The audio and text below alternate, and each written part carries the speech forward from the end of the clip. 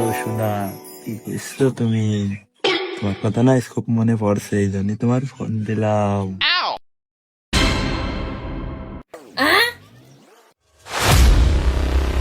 ওর সাথে কথা বলছিলে বেটা?